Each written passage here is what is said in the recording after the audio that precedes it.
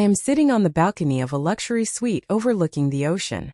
The waves crash against the shore in a steady rhythm, a gentle, soothing sound.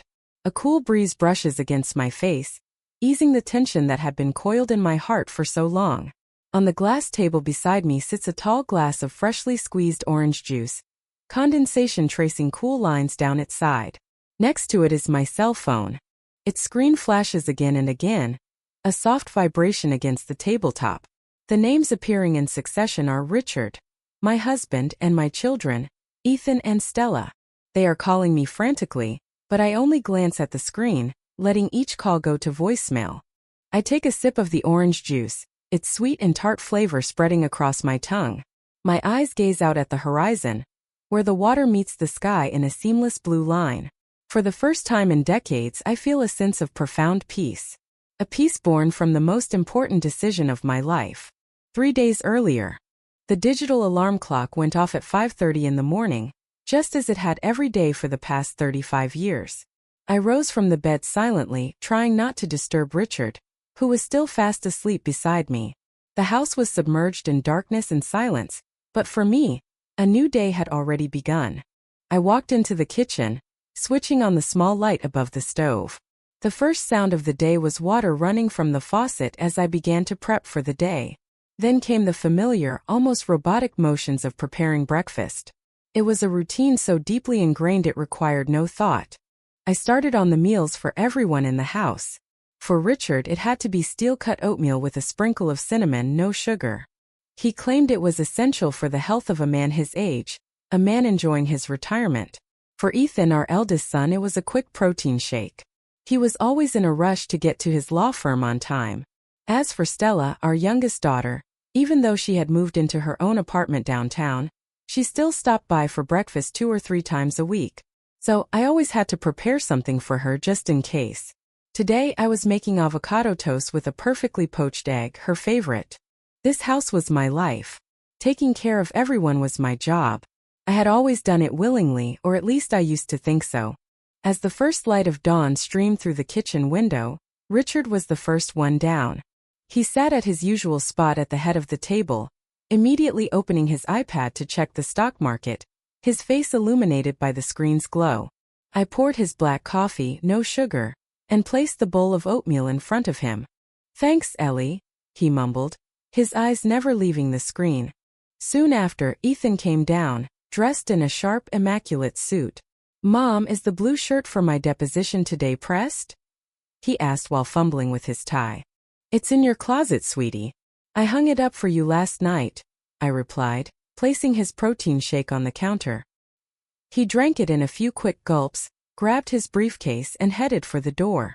"Love you, Mom," he said, giving me a quick, practiced peck on the cheek before hurrying out. It was a swift and empty gesture, just another part of his morning ritual. Stella didn't stop by today, so I carefully wrapped the avocado toast and put it in the fridge. After Richard left for his morning golf game at the country club, I began my cleanup. Washing dishes, wiping down counters, sweeping, mopping.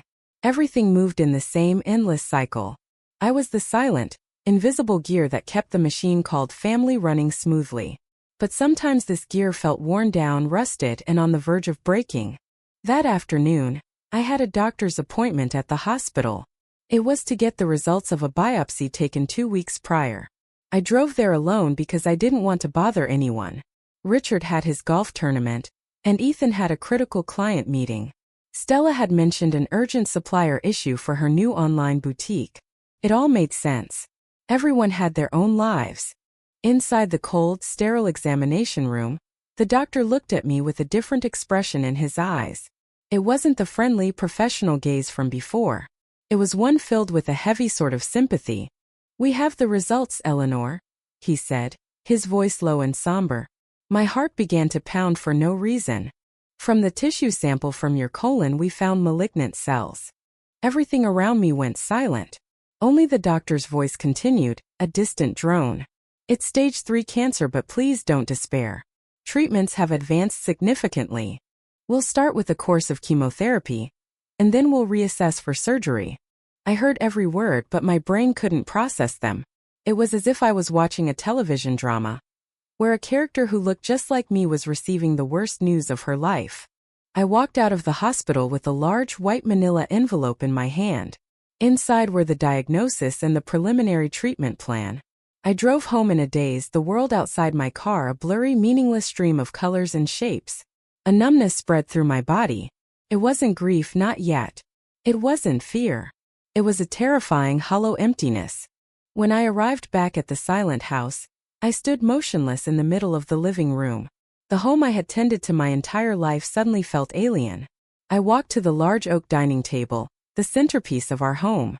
It was where we ate together, talked together, and built our shared memories. I slowly placed the white envelope right in the center of the table in a spot where no one could possibly miss it. It wasn't a plea for attention. It was a silent, desperate cry for help. A signal that said, I can't do this anymore. It was a final fragile hope that someone in my family would notice. That someone would reach for the envelope, open it, and then hold me. That night began an agonizing wait. Richard came home first that evening. He saw the white envelope sitting prominently on the table, but he merely glanced at it, sliding it aside to make room for his iPad. Probably just a credit card bill or some junk mail, he must have thought. He turned on the TV, cranking up the volume to fill the silence, without asking me a single word about my day. Later, Ethan and his wife, Chloe, stopped by for a dinner we had planned. Chloe helped me bring the dishes to the table.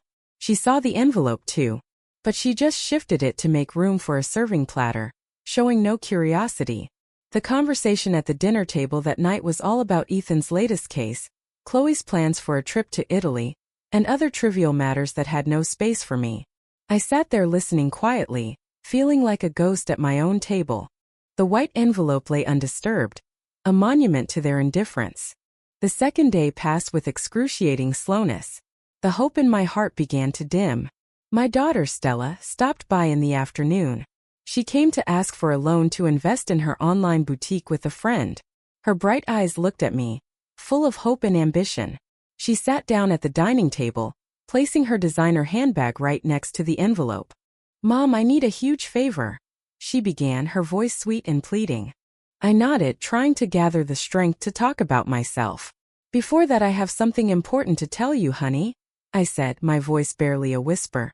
"Oh, but Mom, just listen to my plan first. It's really time-sensitive," she interrupted, launching into an excited monologue about her business plan. She talked about her dreams, her future, about everything except me. She didn't see the pain in her own mother's eyes. In the end, I was the one who nodded in agreement. I transferred the money to her. Stella gave me a tight hug and rushed out, full of her own dreams, leaving me alone with the envelope nobody wanted. By the third day, nothing had changed. A thin layer of dust had begun to settle on the envelope. It had become part of the table's landscape, no longer noticed by anyone. The disappointment that had gnawed at my heart for 2 days had now transformed into a cold, clear resolution. The love and sacrifice I had poured into this family my whole life were invisible, just like this envelope. That morning I made my decision. While everyone was out living their own lives, I began to do what I should have done a long time ago. I called a real estate agent I knew. "Susan? It's Eleanor. I want to sell the house. Yes, a fast sale." My voice was surprisingly calm. Then I called my bank to manage my savings and investments. The money I had meticulously saved my entire life, from the joint accounts and my own small investments. It was my share of our marital assets, and I was going to use it for myself. That afternoon I packed a small suitcase. I didn't take much. Just a few comfortable outfits and the stack of books I'd bought over the years but never had time to read. I looked around the house one last time. Every corner was filled with memories, but they no longer hurt me. They were just images of a past I was about to leave behind. Before walking out, I took my set of house keys. I walked back to the dining table and gently placed the keys on top of the white envelope. It was a silent goodbye, the closing of a chapter on the old Eleanor. I walked out of the house, pulling the door slowly shut behind me. The click of the deadbolt locking was the sound of my freedom. I called an Uber to the airport and bought a one-way ticket to a city in Florida I had always dreamed of visiting. I didn't tell anyone. I didn't leave a note. Everything I wanted to say had been sitting on that dining table for the last 3 days. On the plane, as it climbed out of the bustling metropolis, I watched the city shrink below me. For the first time, tears began to stream down my face. But they weren't tears of sorrow. They were tears of liberation. When I arrived at the luxury resort I had booked with my own money, the staff treated me like royalty. They led me to the most beautiful ocean view suite. The moment I stepped inside, I knew I had made the right choice. The scent of the sea, the sound of the waves, the enveloping peace, it was everything my soul had been crying out for. I spent the first 2 days just sleeping without an alarm, without worrying about what I had to do for anyone else. I woke when my body wanted to wake, and I slept when my heart needed to rest. On the third day I started to explore. I walked barefoot on the beach, letting the warm waves lap at my feet. I sat by the pool reading, ordering any colorful cocktail I wanted. I was learning to live for myself again. Meanwhile, back home the chaos must have already begun. They would have realized by now that I was gone. At first, they probably thought I was staying with a friend or had gone on a day trip. But as time passed and they couldn't reach me, their annoyance would have turned into panic. Especially when they saw the for sale sign on the front lawn. That's why my phone was now vibrating nonstop. A call from the past I had just walked away from. But I chose not to answer it anymore. I didn't have much time left, and I refused to waste another second of it on pain. Ethan, my brilliant son, would probably use every connection he had to find me. He would find me soon, I had no doubt. But the next time we met it would be different. Because I was no longer the mom they used to know. My new life began with a simple, self-indulgent routine. I woke up when the gentle sunlight filtered through the curtains, not to the shriek of an alarm clock. I started my day with a slow walk along the beach, breathing in the fresh, salty air. The feeling of soft sand under my bare feet grounded me, connecting me to the world in a way I hadn't felt before. I ordered room service for breakfast every morning, eating on my private balcony. I had the kind of breakfast I'd only seen in magazines, a full spread with sausages, bacon, and scrambled eggs. Not Richard's heart-healthy oatmeal. Not Ethan's rushed protein shake. It was breakfast for me. The simple joy of eating what I truly wanted was a small but profound pleasure. I spent most of my time reading. The books that had gathered dust on my shelves were now being savored page by page. I lost myself in their stories, letting my imagination roam free. Sometimes I would just sit by the pool, sipping a cold piña colada, watching the other guests laugh and relax. It made me realize how vast and beautiful the world was outside the four walls of that house. Of course, a small pang of guilt would occasionally surface. An image of Richard, unable to find his reading glasses. A flash of Ethan, frustrated because he couldn't find a particular file. But I pushed those thoughts away. I reminded myself that I had endured enough. The pain of being ignored was too deep to be easily forgiven. This was my time. This was the healing I deserved. While I was discovering this newfound peace, a storm was brewing back home in New York. I could picture it clearly. The first day I was gone, no one would have thought much of it. Richard would have come home to an empty house and simply assumed I was at a book club or shopping. He would have microwaved some leftovers and fallen asleep on the sofa in front of the TV. He was so used to my presence that he never recognized its value. Ethan probably called that evening, not out of concern, but because he couldn't find some important document for the next day.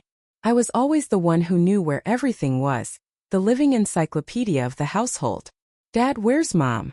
She's not answering her phone. I need that file, it's urgent," he would have said, his voice laced with irritation. "I don't know, son. Said she was going out," Richard would have replied, unconcerned. His son's inconvenience might have annoyed him, but not enough to make him genuinely worry about me. When the next morning arrived, the abnormalities would have become more apparent. The house, usually pristine and orderly, was in disarray. There was no hot coffee brewing, no breakfast laid out. The dishes from the previous night were still piled in the sink. Richard woke up late, feeling disoriented and irritable. He tried calling me again and again. Only my voicemail answered. His annoyance began to curdle into concern. He called Stella. "Stella, have you spoken to your mother? I can't get a hold of her." "No, Dad, I've been swamped with the boutique. Is everything okay?" Stella's voice would have been casual. She likely thought it was just one of their minor squabbles. "I don't know where she is. Haven't seen her since yesterday. I've called 100 times and she won't pick up, Richard said, a tremor in his voice. Fear was beginning to replace his frustration. Sensing the genuine panic in her father's tone, Stella immediately called her brother. Ethan, Dad just called. He says Mom is gone. He can't reach her at all. What? Gone where? Did she say anything to anyone? Ethan would have snapped back, annoyed. He was in the middle of a major negotiation and didn't want to be bothered with domestic drama. I don't know. Dad sounds really scared. You should try calling her. Ethan hung up, irritated. He hated interruptions. But he tried my number a few times. When he got no answer, he simply assumed my phone had died. She was never good with technology, he probably thought, before turning his attention back to his work. The real chaos began that afternoon. Richard paced the empty, silent house. He didn't know what to do, where to start. He wandered aimlessly out to the front yard, perhaps hoping to see me tending to my rose bushes as I always did. And then he saw it. A bright red sign, staked prominently into the manicured lawn I had so carefully maintained. In large white letters it read, "For sale. Inquire within," followed by the number of a high-end real estate agency. Richard's world stopped spinning. His heart lurched as if it had been physically yanked from his chest. This house, the house they had built their lives in, the only home he had known for decades, was being sold? It was impossible. It had to be a mistake. Shaking, he fumbled for his phone, calling his children again. This time his voice was filled with raw panic. Ethan! Stella! Get home now! Something terrible has happened. The broken, terrified voice of their father was enough to make both of them drop everything and race home. When they arrived, they found him standing frozen on the lawn, his vacant eyes fixed on the red sign. Dad, what the hell is this? Who put this up? Ethan shouted, his face a mask of anger. Your mother did this, Richard whispered, his voice weak and defeated. The three of them stepped into the house. The atmosphere inside was cold and lifeless, as if the soul of the home had departed with me. Everything was in its place, yet it all felt strangely empty. Ethan stormed over to the dining table, his anger needing an outlet. He slammed his hand down, intending to sweep everything off. That's when his eyes caught two objects in the center of the table. A white manila envelope, covered in a fine layer of dust, and on top of it, a familiar set of house keys. My spare set, he recognized them instantly. Ethan's brow furrowed. A terrible premonition washed over him. He snatched the keys off and tore open the envelope. Richard and Stella rushed to his side. As Richard took the papers and began to read, his face drained of all color. His eyes widened in disbelief and horror. The paper trembled in his hands. Cancer, he stammered, the word a heavy blow that struck his children dumb. What, Dad? What are you saying? Ethan grabbed the report from his father's hands. Stella leaned in to read over his shoulder, tears already welling in her eyes. A medical report from Metropolitan General Hospital, the patient's name. Eleanor Davis is the diagnosis. Stage 3 colon cancer. Every letter on that page was as sharp as a razor, slicing deep into their hearts. A profound silence fell over the room, broken only by the sound of ragged, confused breaths. The events of the past 3 days flashed through their minds. Ethan remembered complaining about a document, never once asking how his mother was. Stella remembered begging for money, so wrapped up in her own dream she failed to notice her mother's sorrowful eyes. And Richard, he remembered the envelope he had casually pushed aside for his iPad. The weight of his wife's silent 3-day vigil crushed him. The pain of her neglect, how heavy must it have been? Guilt crashed over them like a tidal wave. She left it on the table the whole time, Stella said, her voice choked with sobs, tears streaming down her face. And we none of us even saw it. Her words hammered home their failure. It wasn't that they hadn't seen it. They had never truly looked. They had grown so accustomed to my presence that they had rendered my feelings, my very being, completely invisible. Ethan's earlier anger at me now turned inward, into a burning self-loathing. He was the eldest son, the one who should have been my protector. He had failed spectacularly. I'm going to find her, he said, his voice firm and resolute. He knew that with his resources, finding one person in the country wasn't impossible. He picked up his phone and started making calls. I need you to run a check for me. Name is Eleanor Davis. Check all flights, all hotels, all resorts. I need to know where my mother is now. The hunt had officially begun. But it was no longer a hunt to reclaim a house. It was a hunt for a chance to atone for the terrible mistake they had made. Meanwhile, hundreds of miles away, I was sipping a warm herbal tea on my balcony, watching the sunset paint the sky in hues of orange and pink.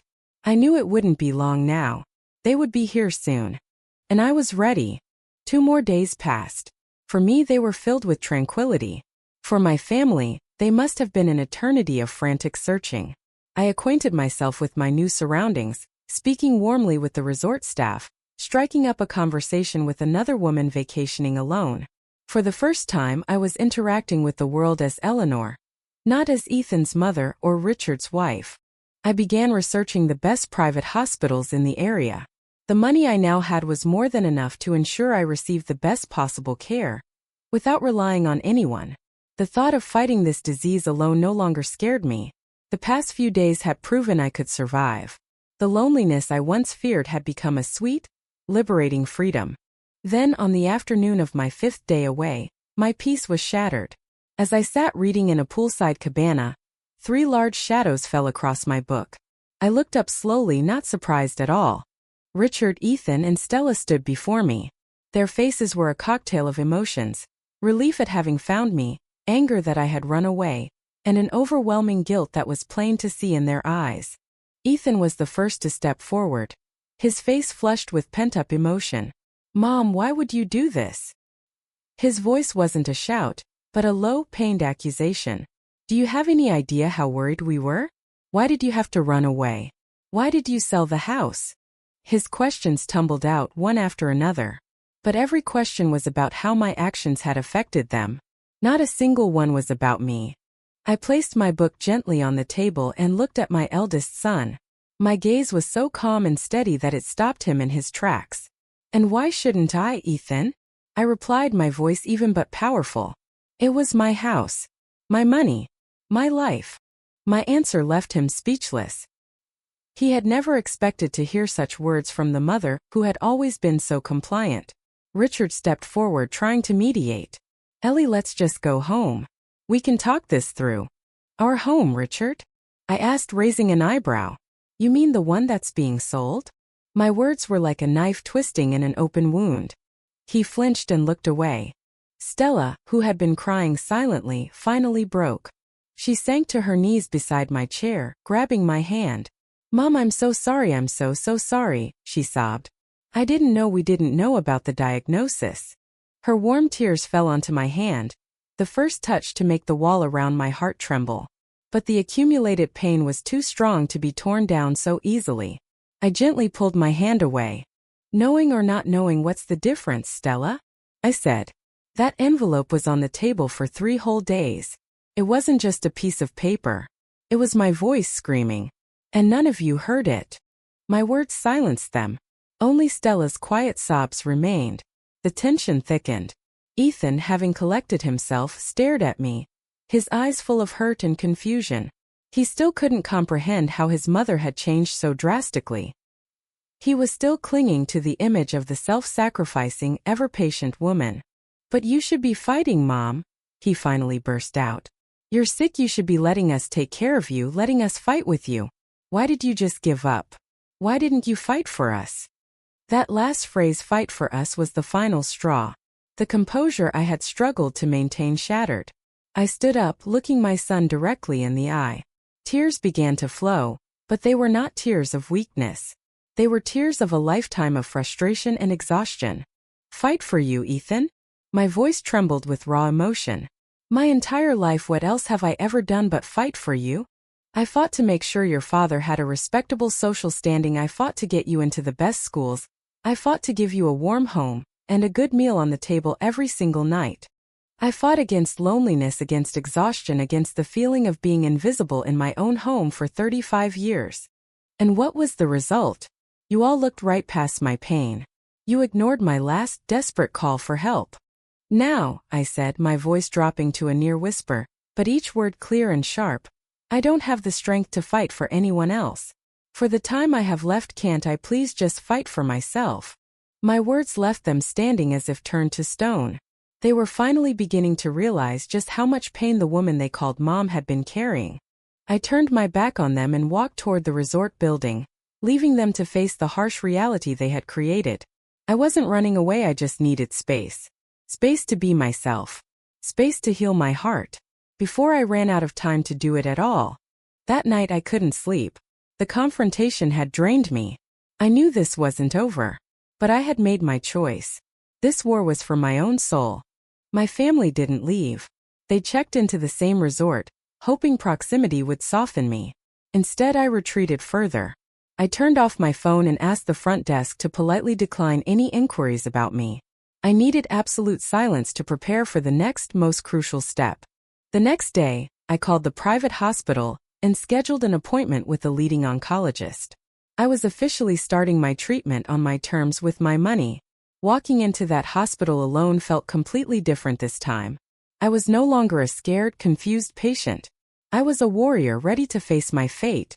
My new doctor was a compassionate woman who listened to my story not just as a clinician, but as a fellow human being. "You did the right thing, Eleanor," she said, squeezing my hand. "Your own will to live is the most powerful medicine." I began the series of tests, blood work, scans, consultations. The bills were astronomical, but I didn't care. This was my severance pay for a lifetime of unpaid labor. I was investing in my own life. Meanwhile, my family was imploding. Unable to reach me, they turned on each other. I could imagine Ethan blaming his father for his neglect, Stella crying and blaming herself, and Richard, he was likely drowning in a guilt he'd never known. I saw them once from a distance at the resort's restaurant. They sat in stony silence, a family fractured by their own mistakes. The turning point came 2 days later. It was time for my first round of chemotherapy. I knew it would be brutal. The nausea, the exhaustion, the hair loss, I was prepared for it all. A nurse led me to a room with rows of reclining chairs. Some patients had family with them, holding their hands. Others, like me, were alone. As the cold liquid dripped into my veins, a cocktail of poison and life, the hours crawled by. The nausea hit me like a truck. The room spun. The loneliness I thought I had conquered crept back in. In that moment of physical agony, being utterly alone was terrifying. And then, something unexpected happened. A sharp, crushing pain exploded in my chest. I couldn't breathe. I tried to press the call button, but my limbs were heavy and unresponsive. My vision blurred. I heard panicked voices, the blare of monitors, and then darkness. I had suffered a severe allergic reaction to the chemotherapy drug, causing acute cardiac arrest. The hospital immediately called the emergency contact number I had provided Ethan's. This was their final test. A test to see if they had truly learned anything at all. When Ethan's phone rang, his world fell apart. The nurse's words, "Your mother is in critical condition in the ICU," vaporized all his anger and resentment. The only thing that mattered was my life. He, Richard, and Stella raced to the hospital, their hearts pounding with a single desperate prayer. For one more chance to say, "I'm sorry." I awoke to the steady beeping of a heart monitor.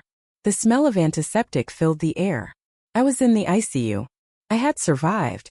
My first feeling was not joy, but a profound exhaustion that seeped into my bones. I turned my head slowly and saw them. Richard, Ethan, and Stella, huddled on a small sofa. Their eyes were fixed on me, filled with a raw, genuine concern I hadn't seen in years. The anger was gone. In its place was only regret and the fear of losing me. Seeing I was awake, Richard was the first to approach my bed. His face was gaunt, aged by worry. He looked at me with an expression I had never seen in our entire marriage, one of deep love and remorse. He reached out a trembling hand and gently touched my arm. "Ellie," he whispered, his voice breaking. "I am so sorry." Tears streamed down the face of this man who had always been so stoic. "I'm sorry for everything. For not seeing how tired you were. For taking you for granted." His voice cracked. "Please don't leave me." My own tears began to fall. I tried to speak, but my throat was too dry. I could only manage a slight nod. Stella and Ethan came closer. Stella, her eyes swollen from crying, clasped my other hand. "Mom, I'm so sorry. I was a terrible daughter." And Ethan, my proud, stubborn son, stood with his head bowed. "Mom, I'm sorry," he finally said. "I was a fool. I was so selfish I forgot that you could hurt too. I don't care about the house. I don't care about anything.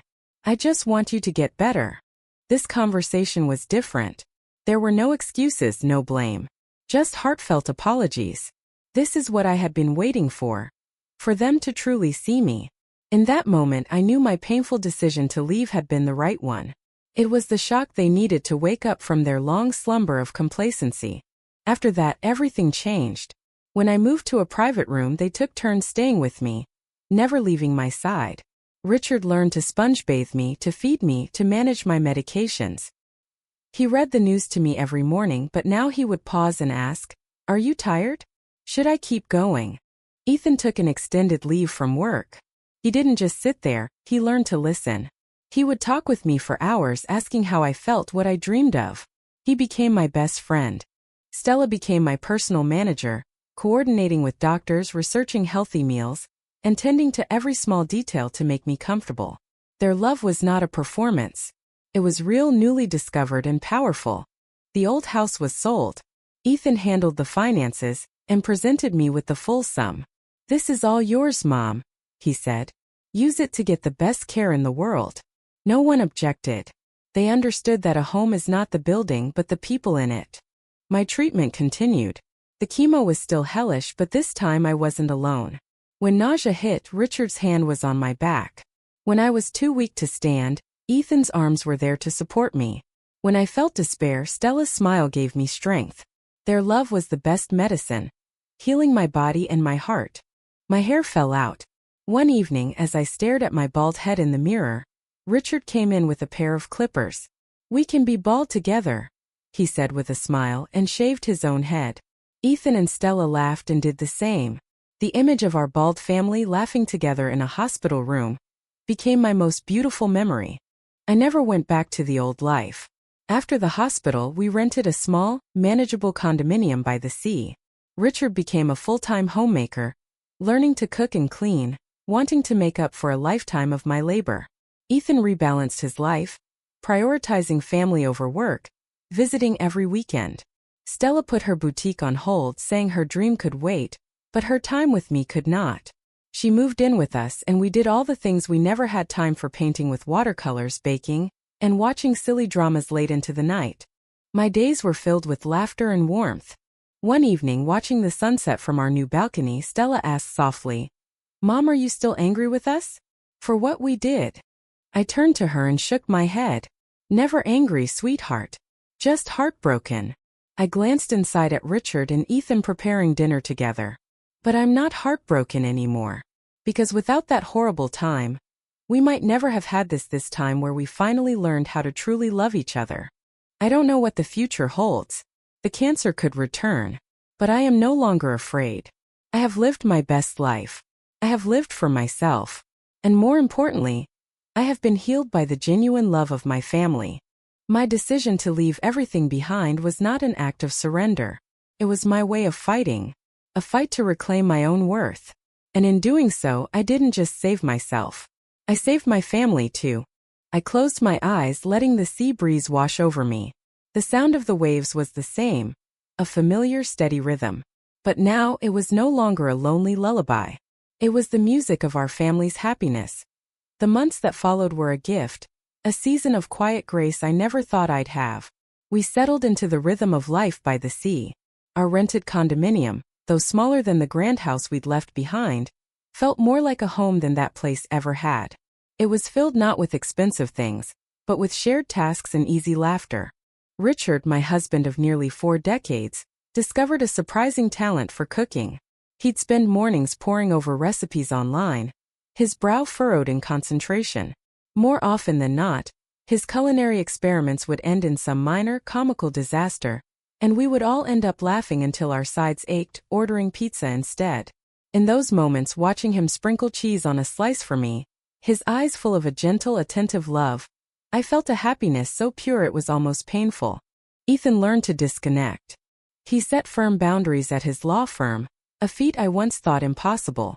His weekends were sacredly ours. We'd take long, meandering walks on the beach, the three of us, our footsteps tracing parallel lines in the wet sand. He spoke to me not just as a son, but as a confidant, sharing his fears about fatherhood, his dreams for his own children.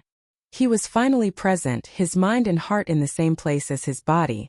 And Stella, my vibrant, creative daughter, found a new kind of inspiration. She spent her days with me, helping me catalog old family photos, writing down the stories behind each one. We started a small herb garden on our balcony. Her hands, once busy sketching designs for her boutique, were now covered in soil, tending to rosemary and basil. She said her business dream hadn't vanished, it had simply transformed. It was no longer about ambition but about creating something meaningful. My treatments continued, a steady humming undertone to our new life.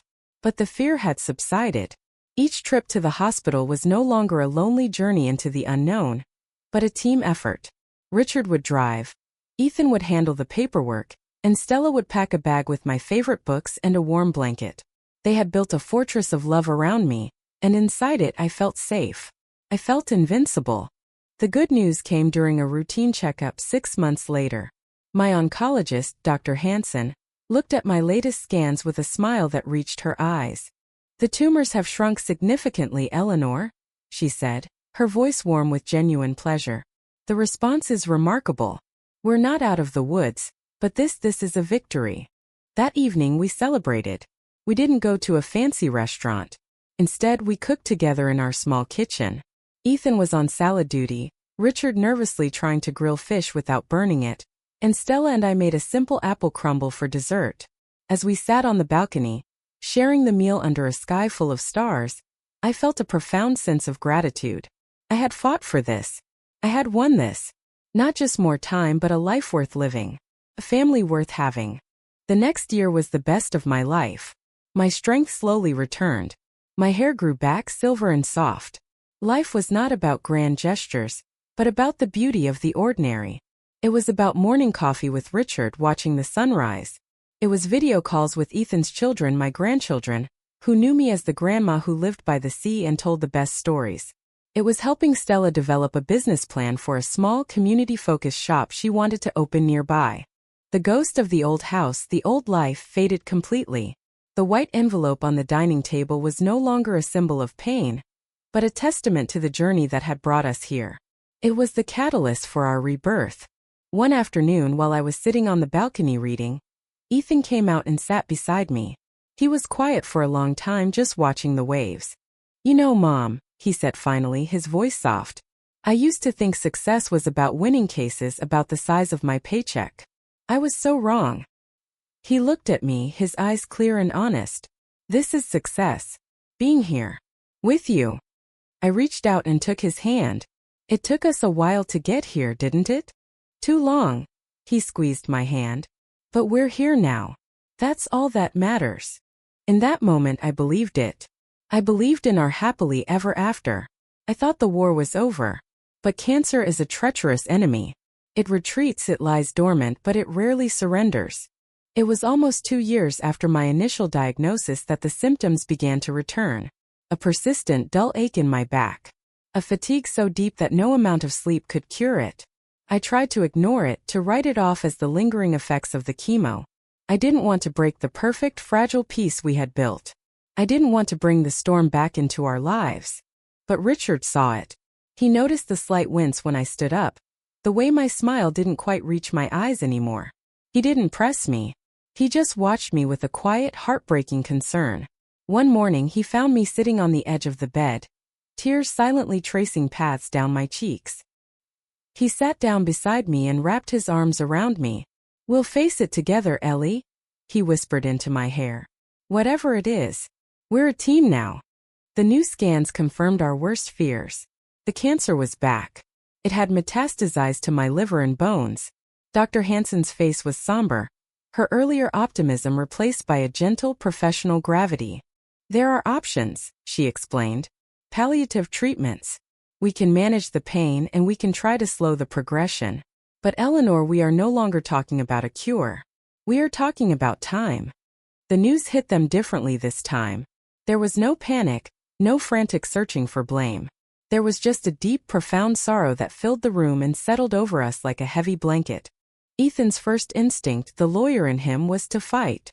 He immediately started researching experimental trials, clinics in Switzerland, radical new therapies.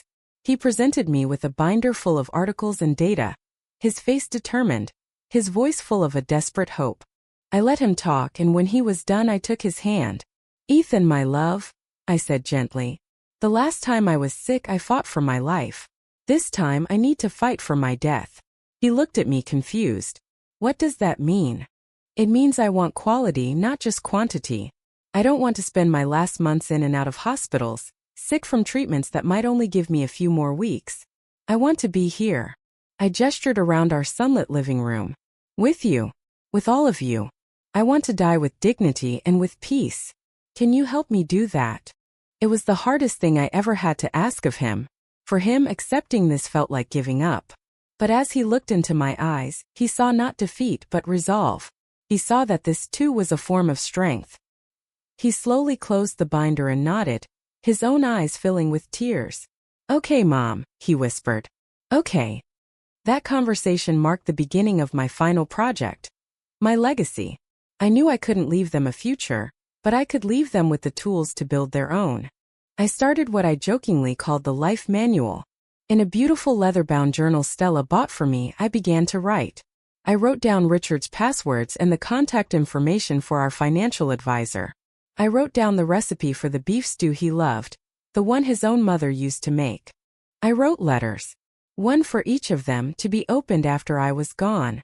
For Richard, I wrote about our life together, the good and the bad, thanking him for finally learning to see me, and telling him it was okay to find happiness again. For Ethan, I wrote about the true meaning of strength, urging him to always choose family, to be the kind of present father he had become.